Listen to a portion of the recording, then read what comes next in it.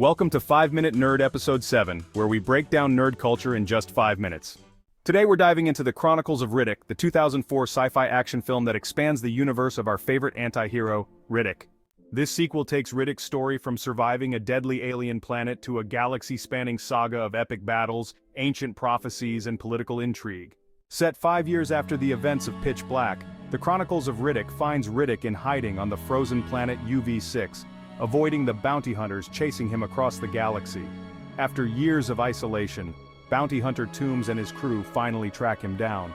In a thrilling chase, Riddick uses his survival instincts and enhanced abilities to outsmart the mercenaries, eventually hijacking Toombs' ship. He learns that someone on Helion Prime has placed a massive bounty on his head, so he forces the surviving mercenaries to take him there. Once on Helion Prime, Riddick reconnects with an old friend, Imam, one of the survivors from Pitch Black. Imam reveals that the planet is under threat from a deadly force known as the Necromongers, a brutal, spacefaring army led by the tyrannical Lord Marshal.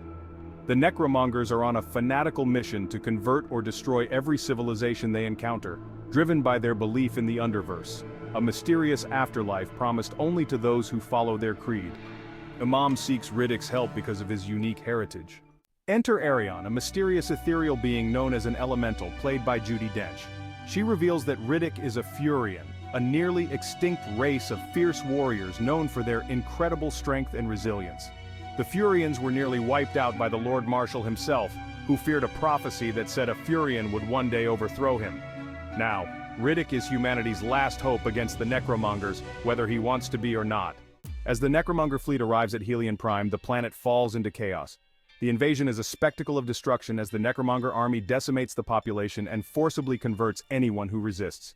Riddick is eventually captured and brought before the Lord Marshal, who reveals his ability to move at lightning speed and manipulate time, making him a near-invincible foe. The Lord Marshal offers Riddick a choice: join his empire or die. Naturally, Riddick refuses. Meanwhile, we're introduced to Vaako, one of the Necromonger commanders played by Karl Urban. Vaako is ambitious, but it's his wife, Dame Vaako, who is the true manipulator, urging him to overthrow the Lord Marshal and take power for himself. This internal power struggle adds layers of intrigue to the story, as the Necromonger leadership is just as treacherous as the wars they wage.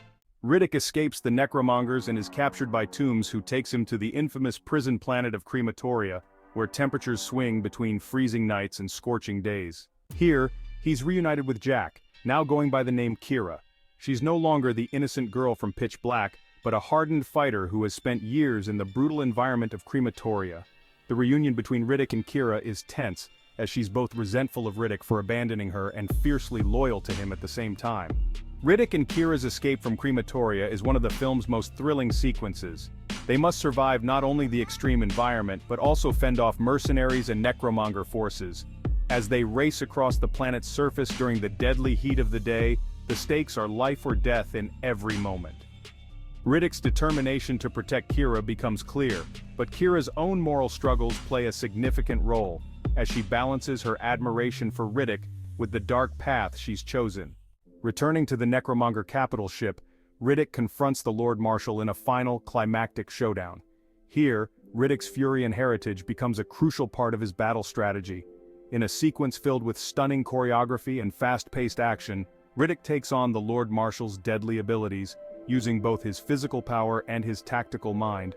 Ultimately, he fulfills the Furion prophecy by defeating the Lord Marshal in combat.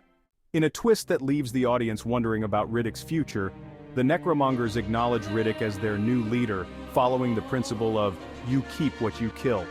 This unexpected conclusion sets the stage for future conflicts and raises questions about whether Riddick will embrace his new role or continue living as a loner, outside the structures of power.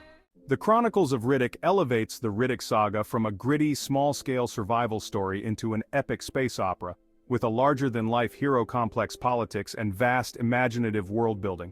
With stunning visuals, intense action, and a deeper look into Riddick's character, it stands out as a bold evolution of the franchise. Until next time, when we'll dive into another nerd culture favorite, keep nerding out. To keep getting nerd culture broken down in 5 minutes, don't forget to like and subscribe.